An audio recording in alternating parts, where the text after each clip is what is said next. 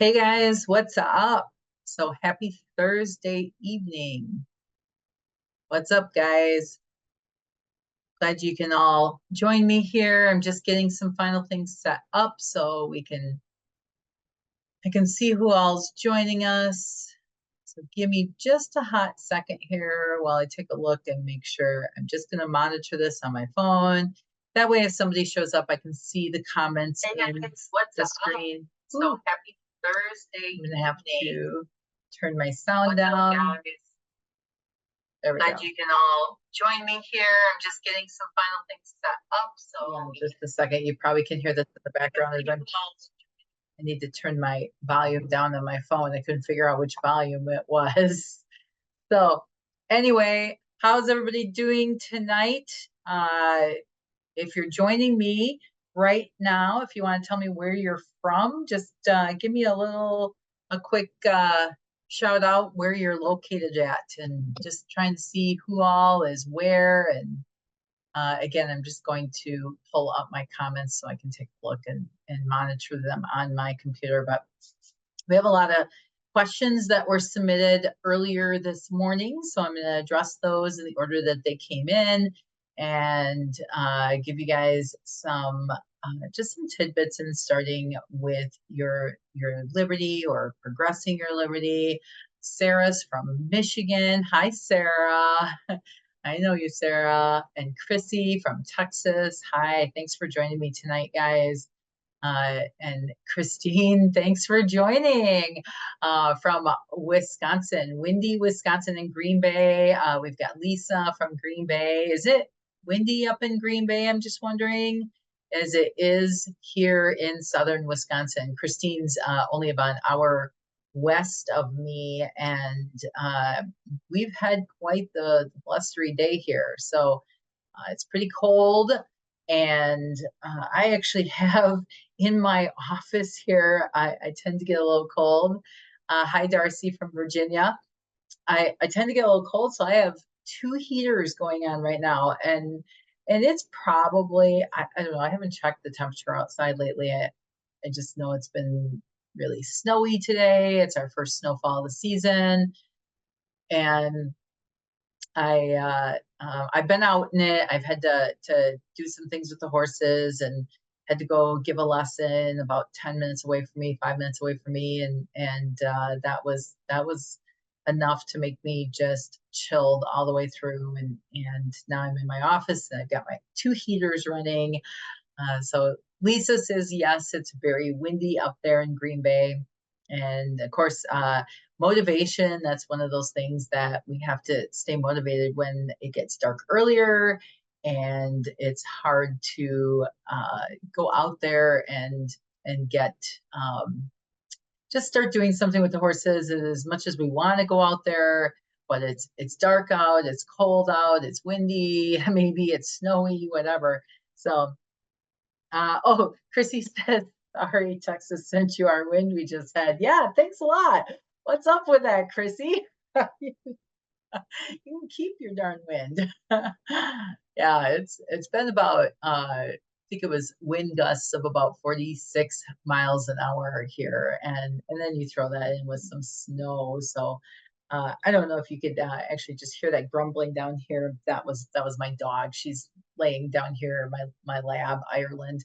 She's laying down here at my feet where the heat is, and enjoying soaking up the heat, because I keep my house kind of chillier, but if it gets warm in here, I might have to reach over here and shut one of these heaters off. But all right, well, anyway, I'm glad to have you guys all joining me. And so let's talk a little bit about liberty. And we've got some questions here tonight. And if you have other questions, feel free to join in, ask some secondary questions. I've got about 45 minutes for this evening to really, I just turned off one of the heaters. I think the other one's on high. Maybe I should hold on before we start. I'm gonna turn that one on, turn that on the middle setting, so then I don't roast in here, but I may have to turn it back up because I can suddenly feel some cool air. So, but anyway, if you have other questions while I go through these questions, then feel free to just ask me some secondary questions if I've got time. I've got about 45 minutes to try to get through these. And if you have other questions that you want to ask, feel free to go in the comments, ask those questions, and let's get uh, get you the answers that you need in your Liberty training. So the first one comes from Hannah. And Hannah asks, what tools are needed to start Liberty? And that's a really great question, because as people enter my program, there's this almost like an intro session. Hi, Julie, how's it going? I just talked to you earlier today. uh, as people enter my program, one of the first things to help them with the success of moving forward is I give them a list of some of the tools that are that I use for Liberty, and what the reason is for each one of those tools. And the very first one that I use is a treat pouch and treats. And I've tried a couple of different treat pouches, and boy, I don't know, I've switched off and switched off and switched off. And I finally found something I think that it is going to work ideal. And it was accidental, and I was going through my mom and stepdad's house. Many of you who know me know that my stepfather had passed away last year in August, which happened to be about 2.5 months before my father unexpectedly passed away as well. But in the same process as my stepfather passing away, we were moving mom to assisted living. And so I am the power of attorney for my mom, and the personal representative of the estate for my stepfather. And so that meant going through the house and being in charge, and my siblings helped and whatnot. But we're going through things, and I came across uh this, I'm guessing it was probably it held a camera at one time, a little case, and it was meant for going around the shoulder, or you could hook it to your belt. And it said NASCAR on it, and I'm not a NASCAR fan. Uh, so, but I grabbed it, and I don't even remember why I grabbed it initially, and I put it in this box, and I've been lately, just recently, going through these containers, right? That I of things that I brought back from their house when I moved mom completely out of there, and I came across this. I had to have been for a little camera, maybe something that they probably won at one point, because they always signed up for all those free contests everywhere. And I know they weren't really big into NASCAR, that wasn't their thing. So I'm assuming that they won it. And it's got a little zipper on the top, and the cover comes off like, or opens up like this and then closes, and you can zip it, and then it's got another zipper in the front. And I thought, huh, treat pouch. So I've been using this particular treat pouch, and it's working perfectly, because what happens is when I'm uh, pivoting the hindquarters oftentimes, or a horse is right there, their face ends up being right into it. And I've used tree pouches that didn't have very good coverings on them. So you see, Chrissy says, empowered equines makes a great treat pouch to benefit their rescue. It's silicone and snaps shut. Comes in 3 different sizes. I'll have to take a look at it. I have a silicone one. It doesn't snap shut, if I remember right. I don't know. It's been a little while since I've used it, and I'll have to take a look. But it's certainly the one that I was using. It just didn't really hold enough for what I needed. It was smaller, but maybe if there's 3 different sizes. But I will say though, I came across this other one, and I'm in heaven right now. So I'm already looking at how I can take the NASCAR thing off, and maybe put my own logo on there. But It's really nice. So that was the first tool or first piece of equipment that I need because and we're going to talk about this a little bit later. We do have one question that comes up about using, positive reinforcement, negative reinforcement. So we're going to talk about that later. But the right now I just kind of leave it at this until we get to that. But I do use positive reinforcement in addition to negative reinforcement, and so I do want to have that treat pouch there when I'm teaching a horse a new maneuver, new behavior, when they're in that learning mode. And then from there, then we go into more of an intermittent type schedule or a periodic schedule for treat reinforcement. So anyway, but what other tools are used? I have pretty much a mixture of different sticks, lunge whips. There's a lunge whip that, flexible lunge whip for when we start to get to greater distances, for being able to have more of the impulsion coming from behind. And then I have another one that has like a shorter lash on it. And I use that to be able to push the shoulders out. But when I'm working up close, which is a lot of what I'm doing when I'm first teaching a horse liberty, I'm primarily using two different sticks. One is a dressage whip, and one is more of a carriage driving whip, which is that carriage driving whip is about 48 inches long. It has maybe a six. I'm not sure the length of the lash, 6-inch lash, I believe. And so it allows me to be able to work up in closer distances. As we start to create greater distances, then I do, or when we work with multiple horses, then I do shift to the other whip styles. But then my goal is always to back away with the use of the whips too. So we always want to fade our cues, and have them be less noticeable. I mean, the ultimate goal would be to be able to go out and do liberty without a whip at all. And I have done that here at home in my outdoor arena here, but taking that to a distracted environment is sometimes much, much more difficult. So uh, anyway, stay tuned with that. But those are pretty much the primary tools that I would use in that regard. Now,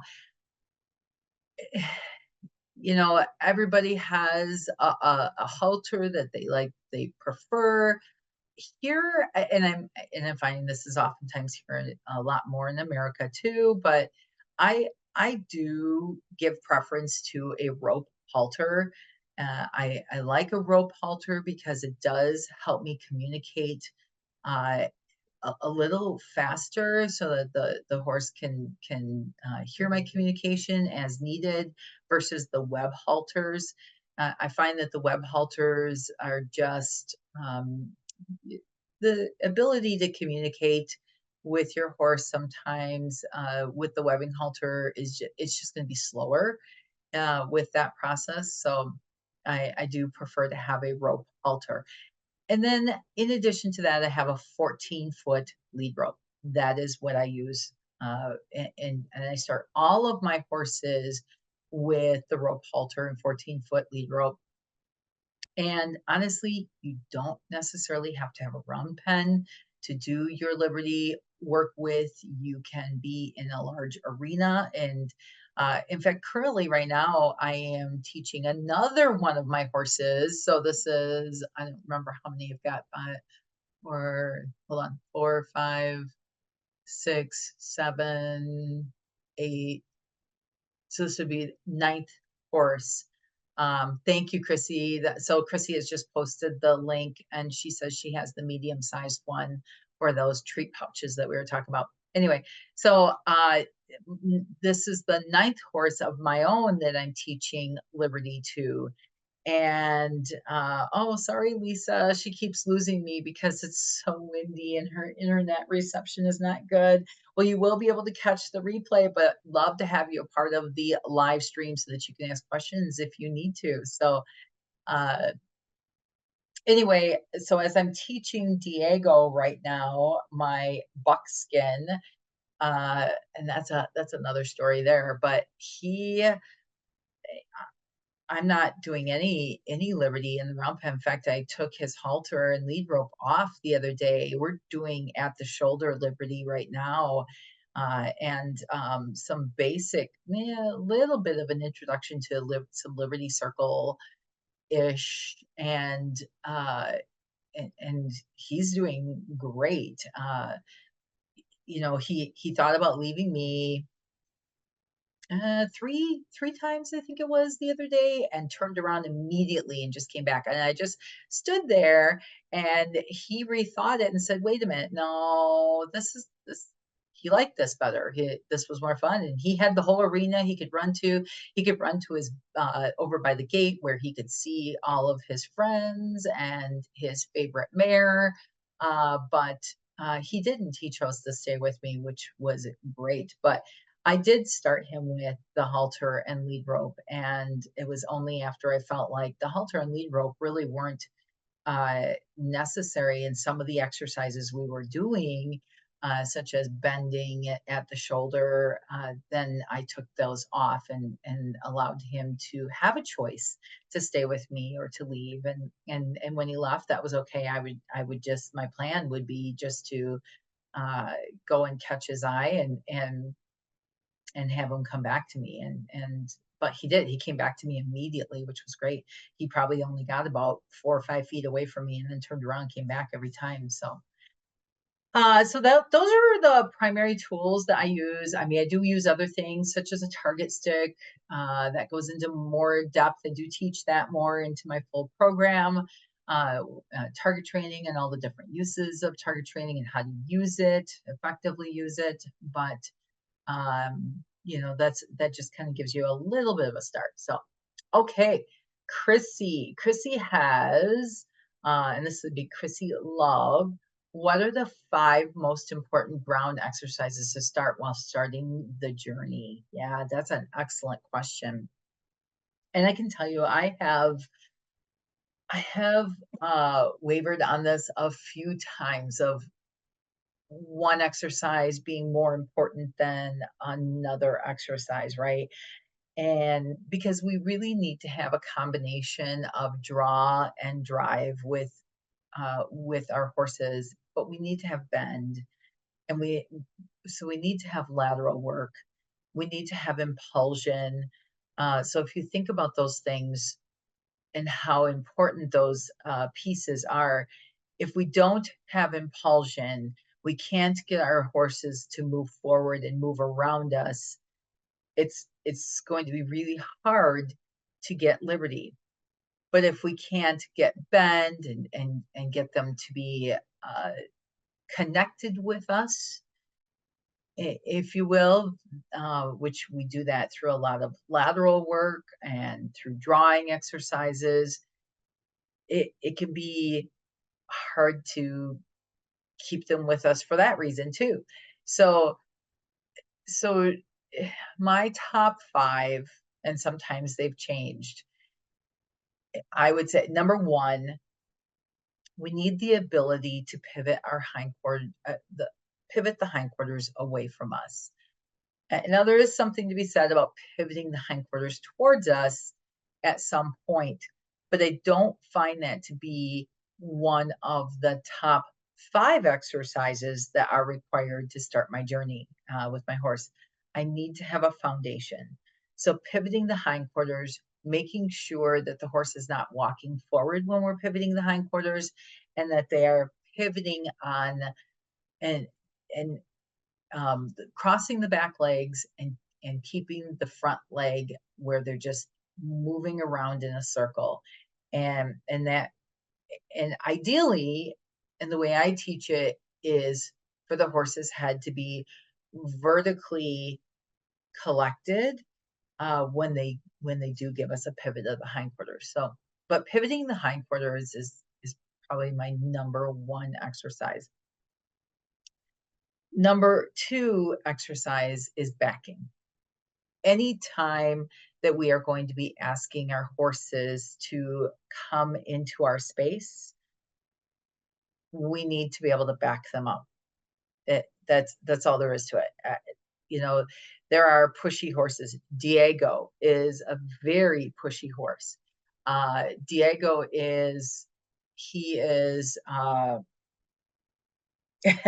he, I give him 2 steps back and he tries to take 3 steps forward sometimes. And so then I have to take him 10 steps back because he, he definitely wants to be up in my space. We were working on a draw exercise the other day at my shoulder, drawing him to my shoulder, and his shoulder, uh he kind of counterbent himself when he came up. He's excited about coming up to me, but he kind of bends himself and he says, yeah, maybe you won't notice that I'm going to put my shoulder into you.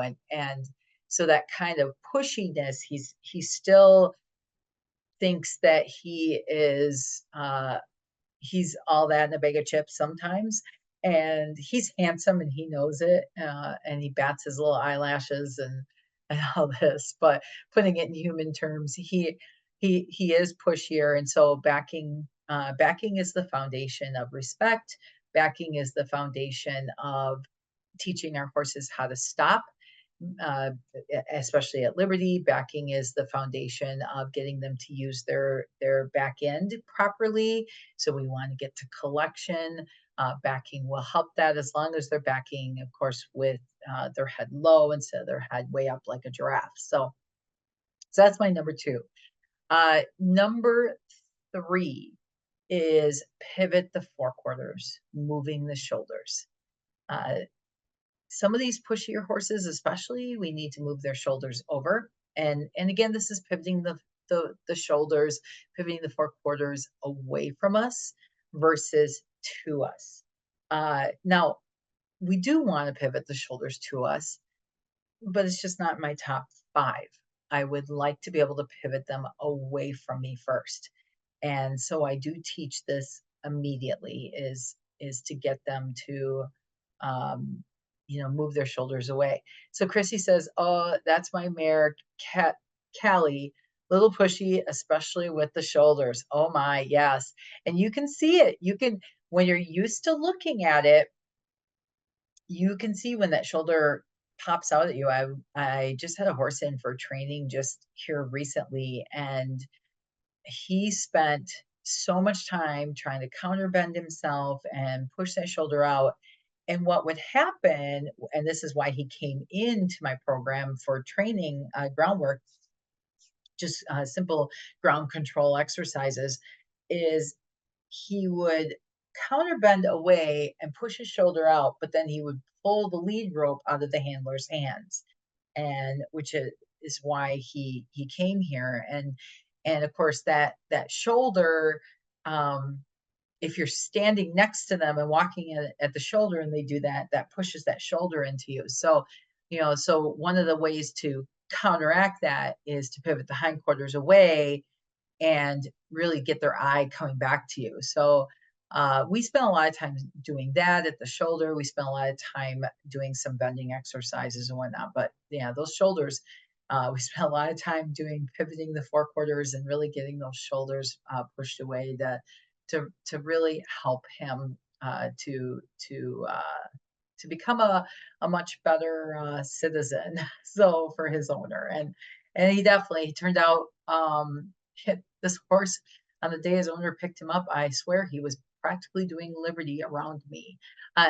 We had not been working on Liberty, but a lot of these exercises are they're it's practical horsemanship, that Liberty and your foundation exercises, there's a lot of crossover there. So, all right. So that's number 3. Number 4 is the half moon exercise. Now, some of you who went to, let me ask you this: if you went to the Liberty Festival this year, type Liberty Festival in the comments. I just want to get an idea how many people are watching that went to the Liberty Festival this year. And so then I can talk about that a little bit and what my reference is with that. But So many of you know Ben Atkinson, and Ben teaches an exercise called hands around the clock. And his hands around the clock is very similar to, so Christine went, Cindy went. His hands around the clock are very similar to my half moon exercise. Lisa went to Liberty Festival. So that's good. Everybody, in fact, Christine actually helped me with my freestyle, getting out a prop for me. So just, I'm just going to say that right now. Thank you again, Christine, for your help. And so, but anyway, so Ben has one that's called Hands Around the Clock. I have it called Half Moon. I ask for a little bit more bend. Half moon exercise is more like a leg yield, but I guess a good description of it would be, if I were to say right now, a good description would be going the hands around the clock, right? But it's not quite as straight as the hands around the clock. But that's exactly, so you are in the center and the horse is moving around you. But I would like it to be more like a leg yield where you have a slight bend with your horse and they are not traveling forward with their front legs. This allows us to take our liberty whips and push our horses out and either make a bigger liberty circle or to send them out and keep them bent towards us so that they maintain that connection with us when they go out on that liberty circle. So that's a very critical exercise for liberty. So that is my number 4 exercise. Number 5. This is where it gets tough because it gets down to the wire. I would have to say this doesn't mean, so the question was, where are the 5 most important ground exercises to start while starting the journey at liberty, not actually achieving liberty. All of these will help you achieve liberty, but the exercises to start liberty, or to start the journey of liberty. So that's where I'm going with this. And I am going to say the next one would be at your shoulder. And moving with your horse, they're between, just past their chin is kind of like the sweet spot where my shoulder should sit. If we are facing the same direction and we are moving out, and I want my horse to take off with me when I go, and I want them to stop when I stop, and I don't want them walking past me. I want them to start to bend around me when I turn in a circle. I want I want to match their footsteps, and then I want them to match and mirror my footsteps. So there's a lot of different pieces that go into just having them at the shoulder with me that makes that my number 5 exercise for starting your horse on the journey to liberty. So now that's not to say that, and I just want to say this, is we still have to be able to get impulsion with our horse in a circle. And if we don't get impulsion, so teaching our horse to maybe move out in a round pen or to lunge on a lunge line, those are some really important skills too for the journey. And that made it really tough because that would also be a number 5, but I chose the at the shoulder exercise because it is more of a drawing exercise rather than an impulsion. When I'm doing any kind of lunging or round penning, I'm sending my horse away.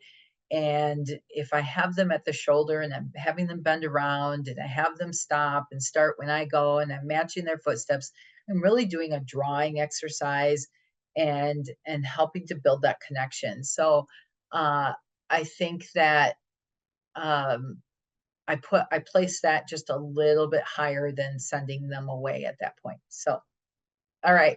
So that's my top 5, really top 6 you got. So Angela says, what are the dangers of, well, actually, before I ask this, let me ask you guys, is this some of this making sense to you? What I've been saying of the 5 steps, and is that does anybody have any questions on that? How how's that for you? And then while I move in, while I ask those questions, I'm going to say, Angela has a question. What are the dangers of teaching a young horse to rear? And when should that be added educational wise? And she will be a rider and driver as she grows up. So that's a great question from Angela. And I am going to answer it in the best way that I uh, can. I don't know your horse, Angela. I will say that, you know, and I think that certainly some young horses can handle that being taught to rear. That being said, is good. Chrissy's got some everything's making sense. Good.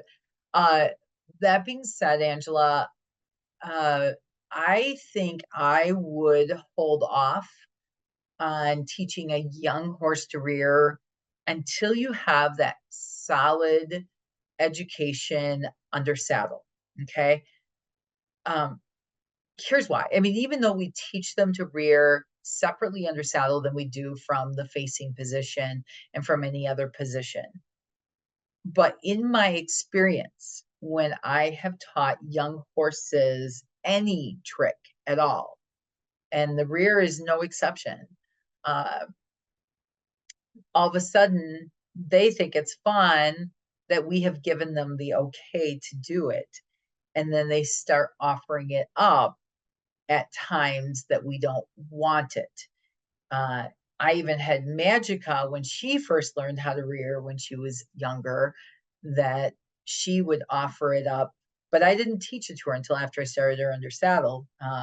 But she would offer it up at other times on the ground when I wasn't asking for it because she thought it was kind of funny that that got her out of maybe laying down at that moment or something. So um, I just say sometimes maturity with a young horse is it's more important to allow them to get a little bit of maturity, maybe waiting until, you know, 4 years old, 5 years old at the most to really and making sure that they're under saddle. So I have Mott, my Mustang, and most of you all know Mott. She's actually the chestnut that is in between the black and white sandwich, and so that's because there's a black and white horse on both sides of her in my 3 horse Liberty team, and so she I have chosen not to ask her to rear at this point because I feel that even though she's 6 years old, or no, she's 7. I feel that until she's well under saddle in her saddle work here, that I don't want to give her another possible answer that she could give me because she thinks that I have said that it's okay, even though it's a completely different cue. But I just feel that that's better waiting until they're well under saddle. And then once they're under saddle and they have that foundation training under saddle, then you could certainly go back to teaching that. But especially with a young horse that lacks that maturity. So okay. So, see, Chrissy says, I haven't taught it yet, but my mare has offered the rear a handful of times recently, but she's never offered it any other time. I've owned her for 6 years now. I need to put a cue to it. So that would be considered scan and capture. And yeah, I mean, if you want to reward it, depending on when she's giving it to you, is she giving it to you because she doesn't want to do something? Because then you have to be careful that you're rewarding her avoidance of doing something and that her answer is a rear versus, you know, you're actually teaching it. I mean, like if you're I mean, there's something to be said about scan and capture as being an excellent way to teach a horse something. It makes life a lot easier, but uh, I would just be careful about when she's offering it and how she's offering it and rewarding that, because you might be rewarding that as the answer to the question that you asked before that. And maybe you wanted her to do something else, and her answer to that will be the rear at that point. So because she will look at that and say that's the cue, was whatever it was you asked her before that. So because really with scan and capture is you have to, with a rear, you're going to have to catch it before she actually rears to give her a cue. And versus, such as when I taught Magica how to roll over, and she lays down and she rolls over, and I know she's going to roll over. I can teach her a cue before she rolls over, because I know she's going to lay down, she's going to roll over, so I can, or I get her all wet and sweaty, and I lay her down, and then I tap her belly quick, and because I know she's going to roll over, and then I reward it because she gives me an effort of a rollover, and that's a little different. So Chrissy says when she's guessing the answer she gives, it is as a behavior. I've marked the behavior. Not sure. I'm trying to follow exactly what you're saying. Sorry.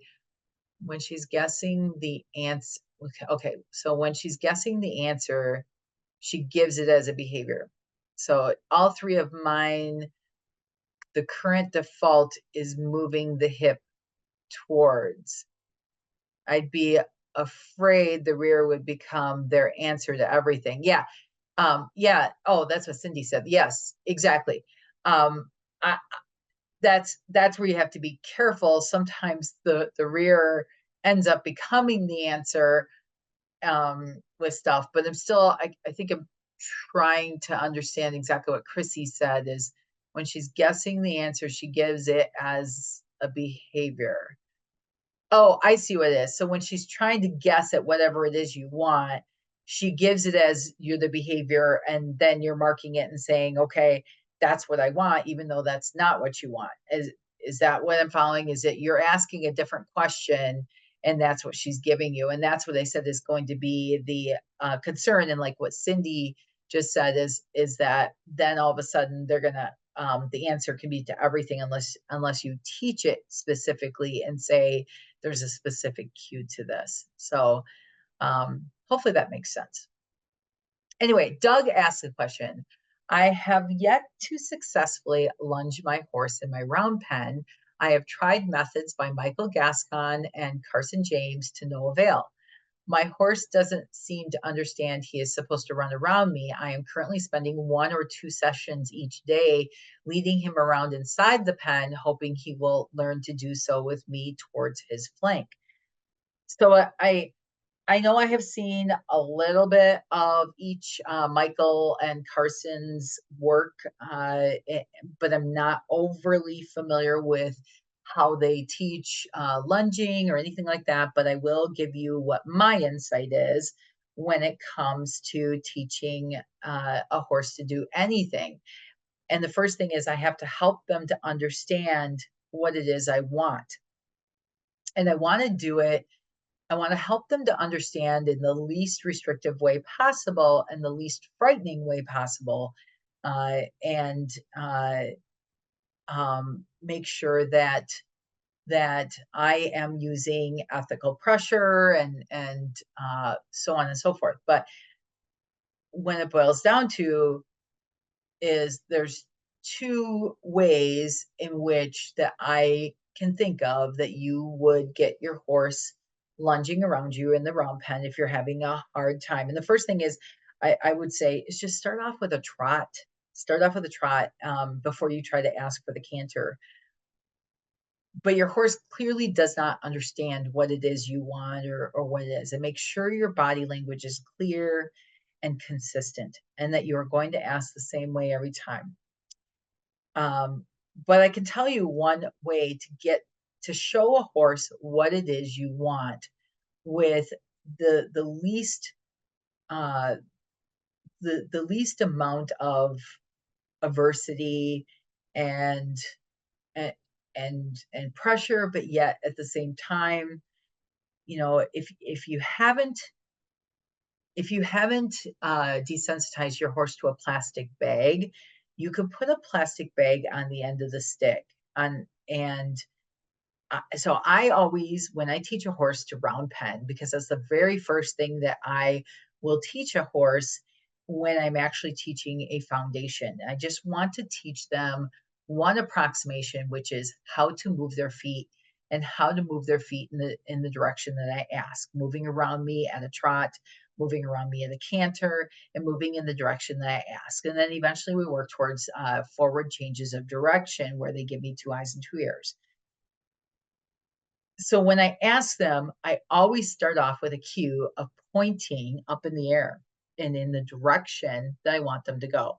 My arm is big by pointing up in the air. So if you can see my arm, I'm going to point, and that is the direction I want the horse to go. And then I'm going to give a kiss, kiss, kiss. That's for me, that is very specific to something I do. And that means I want you to move your feet and trot around me or canter around me, go faster than what you're going, or something along those lines, right? And and so that kiss, kiss, kiss is it's a pattern. It's not just a uh, I don't want that to be confused. I want to give the reason for that is it's a very distinct pattern that is the only time that that pattern is going to be used. And then if the horse doesn't take off in a trot, I'm going to take my little handy stick that I have and that has a plastic bag on the end, and I'm going to, with a big arm, so I'm using my shoulder, a big arm, and I'm going to go back and I'm going to slap the ground really hard and try to drive forward towards the horse's hindquarters to move them forward. You do need to stay behind the drive line. So what is the drive line? The drive line is basically from the shoulders backwards, because if you get in front of the drive line, which is from the shoulders forwards, you will be changing your horse's direction and confusing your horse. So you need to stay, in order to get your horse lunging around you in that round pen, you need to stay consistent. And if you have already desensitized your horse to a plastic bag, or if your horse says, yeah, I saw that plastic bag yesterday, not a big deal, then you may have to go to more of a lunge whip style or a handy stick with a longer lash to it and do the same thing. I'm going to point, I am going to kiss, kiss, kiss. And as soon as I kiss, kiss, kiss, I'm going to reach back and I'm going to spank the ground. And if the horse doesn't go into the trot right away, I'm going to go ahead and spank the ground again. And there's not really any lag between all that. Is if you see me work with my horses, and in my full program, I actually have some actually sample videos of working on round penning and teaching a horse how to do it, and teaching my intern actually how to round pen, because her body language was confusing for the horse, and so helping her to adjust her body language. But that I do have some of that in my, or well, all of that really in my full program. So that might be something that reach out to me and maybe I can get you a link to that free training, and get you a free training on that, and see if that can help you too. So just reach out to me, Doug, and we can see about getting you working more towards that, getting that lunging. But here's the thing too, is once I get them into a trot, and this is probably going to be a lot different than most people, I'm going to reward that right away. If I got the horse to do what I wanted, I'm just going to stop. I'm going to soften my body.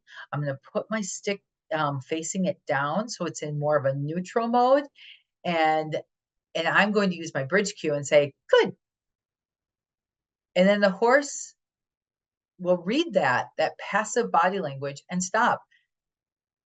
And right now, the whole purpose of this is if you have a horse that's challenged by getting into lunging around you, we first want to just teach them how to get into that gait of a trot or a canter and just reward that. I do the same thing when I'm teaching a horse liberty around me, liberty circles, is I don't ask them for a full circle around me. I just ask for a quarter of a circle or a couple of steps.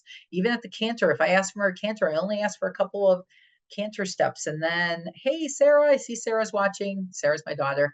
Uh, just a couple of steps, and then you stop and you reward your horse, and that helps the horse to understand what it is you're looking for. So again, Doug, reach out to me after this, and let me get you. I'm going to get you a free training on that with the round pen, and see if that can help you a little bit more with your round penning. So all right, Christine had a question, basically concerning R plus and R minus, and just, looking for the right balance between using positive reinforcement and negative reinforcement. And there is a lot of people out there these days that are, uh, we see it in a lot of posts. It's R plus, R plus, R plus, R plus, R plus, and R plus is the only way to go. Otherwise, uh, you're the worst trainer in the world. You're a terrible human being. You're this, you're that, the other thing. First of all, I use both R plus, R minus. I actually use all 4 quadrants. It's how you use them. It's not the fact that you do use them. Second of all, I'm just going to push back for just a minute, because and there might be some of you that disagree with me, and that's fine. I mean, do whatever works for you. That's what I'm going to say. First of all, do whatever works for you. But I've worked a lot of horses, and uh, I even have a client right now that uh, came from working with a trainer that was R plus only, or mainly R plus, I guess. And she found that she was not getting the connection with her horse that she got when she came to me and worked with all 4 quadrants. So so I know that my method works, and I'm not the only one in the world to use all 4 quadrants. It's, scientifically, and again, there's probably going to be people out there that are going to disagree, and that is fine. And, again, I go back and I say, use whatever works for you. But here's the thing. I also will push back and say, prove to me that you can do everything, including ride a horse, using R plus only. It is impossible. And because with R minus, negative reinforcement, you are removing an aversive, some sort of aversive, which is something undesirable to the horse. And when you remove it, which is pressure, then it becomes a reward, right?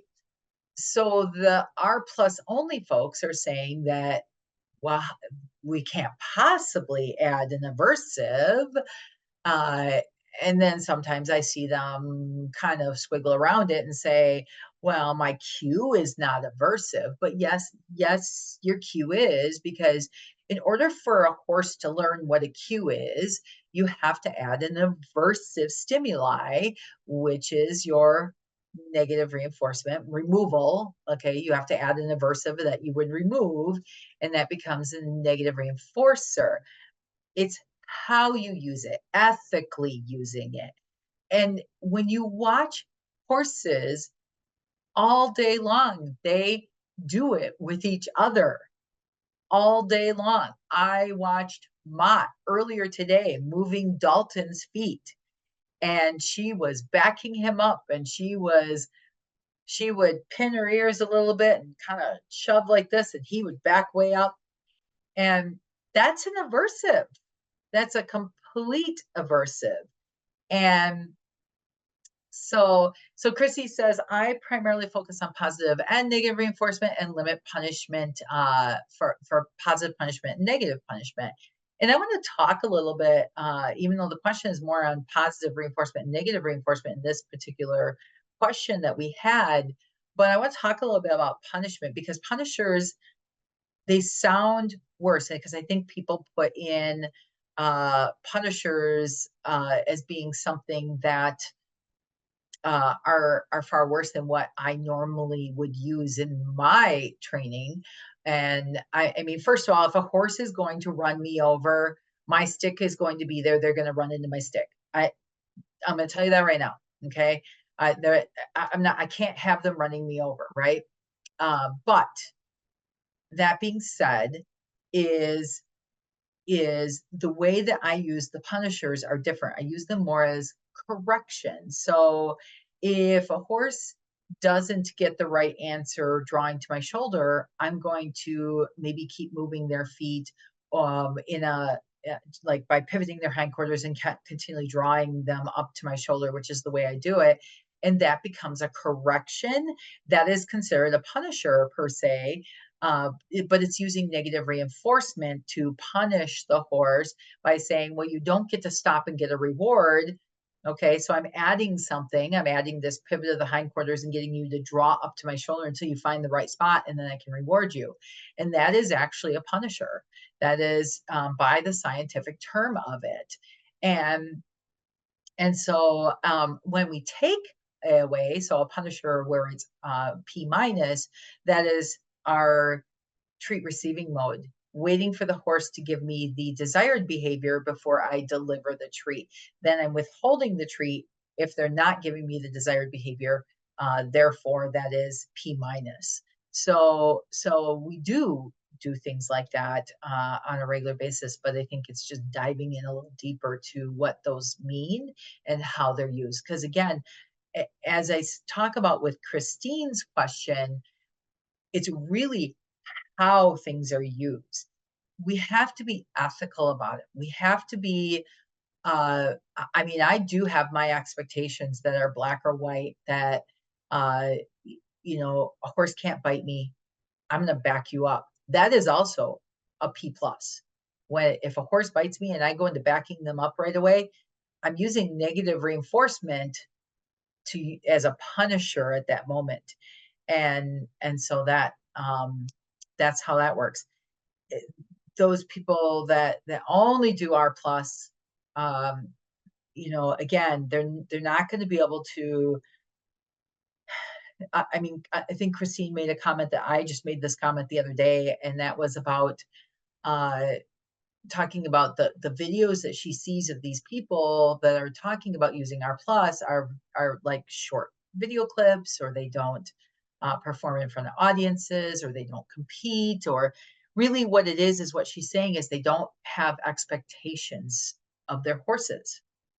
And if we don't have an expectation, and if we want to just go out there and play with our horses in the pasture and let our horses do whatever we want, you could get away with R plus if that is your goal and that is your purpose, and then everything is good. But for everybody else that wants to ride a horse, that wants to teach a horse liberty, that true liberty where they're circling around, because playing around in the pasture and all that, I mean, true liberty is when we're circling them around and we have more of a controlled or performance, it's performance liberty. We can tell them where to put their feet, and they understand based on our cues and those kinds of things. And I can tell you scientifically, it is impossible to teach without using R minus with a horse. And horses, we understand, move away from pressure. We understand that horses use that to communicate with each other. So again, it's the same thing that they use to teach sea lions at SeaWorld, and it's, and if you read all of the peer-reviewed journals on it, it's just I'm still waiting for somebody to show me that they can do everything. Like you could, okay, let's just say you said, I'm going to ride a horse using R plus only. I'm going to hop on their back, and just remember, you can't squeeze your legs at all. Can't use your hands, because all of that is R minus, because those are cues that have to be taught to the horse, and they are aversive. They are aversive. So what makes, so the only thing that you could do would be to hold a carrot stick out, and then let the horse follow the carrot stick, because then that becomes luring, or we could do target training or whatever. So somebody has to show me that they can do that kind of training, R plus. Now, I mean, the whole goal when we teach a horse is we want to just show them what we want, the behavior. And that's why we have 6 different operant conditioning techniques to help them learn what we want. So I do have all of that in my full program. I walk through each of them step by step.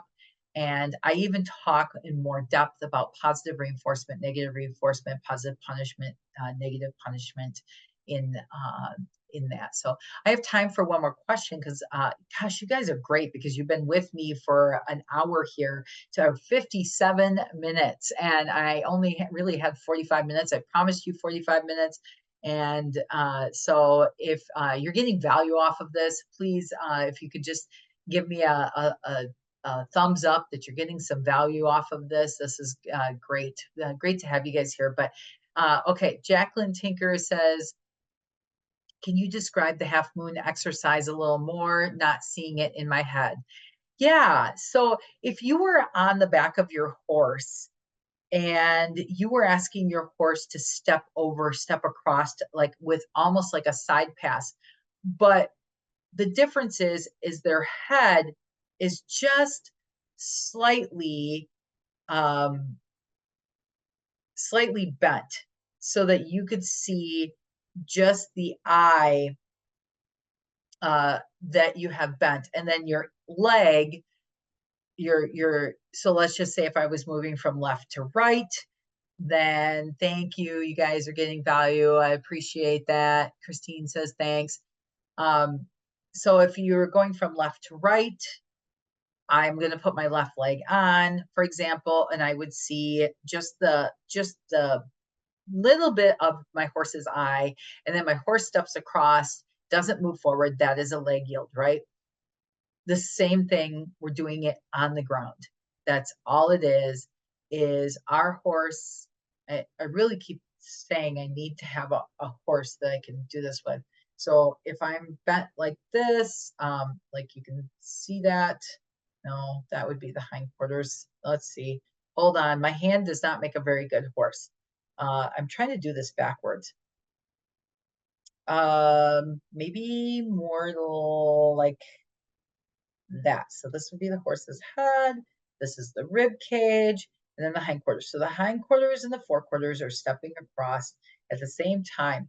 The key is that your front legs are stepping just in front of each other. There shouldn't be much, if any, gap in those front legs. And then the hindquarters should not lag behind. The hindquarters should even be leading, possibly in some instances. But I do walk through all of that in my full program too. So if you're interested in just chatting to see if that would be something that could help you, if you're thinking about working with me, anybody that's thinking about working with me, there's plenty of opportunities for you to book an action call with me. And an action call means you are taking action. You're taking action for you, you're taking action for your horse. We just kind of review things, where you're at, see where you want to be, what your goals are, and see what your blind spots and your challenges are, and move from there, and see what kind of actionable steps that you could take, whether you go with my program or not.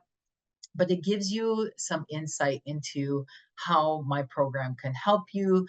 But also, if not, at the very least, you're taking away some actionable steps that you can take and do with your horse. And I you know, I if you need help getting more information, I should probably say this. If you need help getting more information about me or about my program or anything, you can put info, type the words info in the comments and I'll reach out to you and and we can see about setting up an action call where we can talk. It's just, 30 minutes that we can chit chat a little bit about you, about your horse, about your goals, about what you want to accomplish, like I said. And, um, and I can talk a little bit more about my step by step method and plugging in that step by step approach and how I'm there to support you throughout the whole process. Because that's really what my program is about. Is about supporting you uh, and it's the process that I know it works. It's worked with all of my Liberty horses. Like I said, I'm doing my own ninth Liberty horse, personal horse. I've also taught many other Liberty horses, client Liberty horses, worked with clients, and all my clients.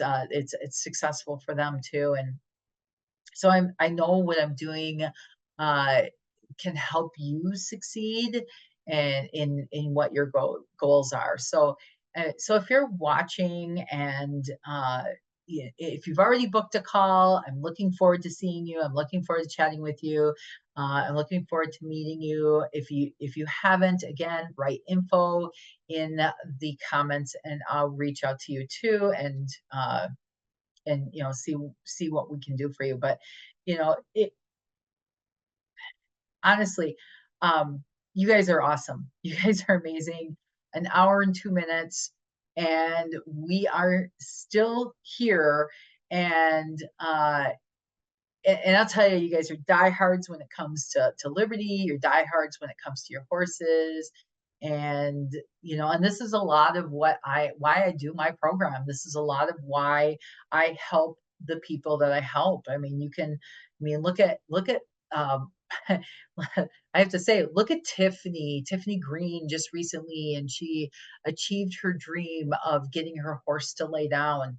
And Lisa Hamill, she's another one, and now she's actually performing with her horse, and she's actually going around with me and performing with me. Or Cindy is another one that uh, she's just doing amazing, and just the transformation she's had with her horse, and now she's doing Liberty circles with her horse, and she's uh, uh, really excited because I'm actually going to be interviewing Cindy live here in the group in 2 weeks from tonight. So looking forward to that and everything. But what it all boils down to is the support that I've given my clients and the support that I'll give you if when you join my program. So I believe in you and I believe in everything that you guys can do, because you can do this.